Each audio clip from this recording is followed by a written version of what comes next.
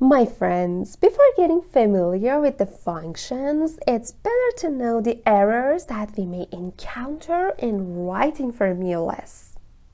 The advantage of the errors is that the warning shows that the formula is wrong, and if we know these errors, we can prevent the wrong calculation of the formulas by fixing them. One of these errors is sharp n/a, which stands for not available and occurs when the data related to the desired formula is not available. For example, in the lookup formula, if the first argument, which should be the searchable value, is empty, Excel gives you a not available error, which means that the desired cell is empty, so there is nothing. Well, another error is sharp div/0 error or division by 0 error. This error occurs when the formula for dividing by 0 is written, or in mathematical terms, the same term is undefined.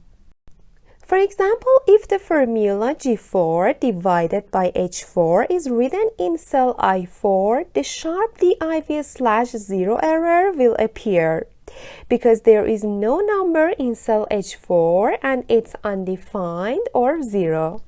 Another error is sharp name. This error occurs when the text of the written formula is wrong. Usually, in order to write Excel functions or address other cells, we must first write the equal sign, then start writing the desired function. If the text after equals is unknown to Excel, this error will appear. For example, if we write equals sales and press enter in this cell, you will see this error is displayed because this name is not defined for Excel.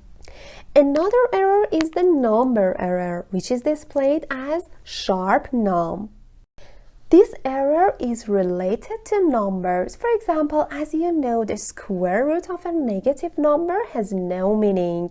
Therefore, in the sqrt function that calculates the square root of numbers, this error appears if negative numbers are used. Another error is sharp ref error or reference error. This error is related to the function reference, and if the reference of a function is deleted, this error appears.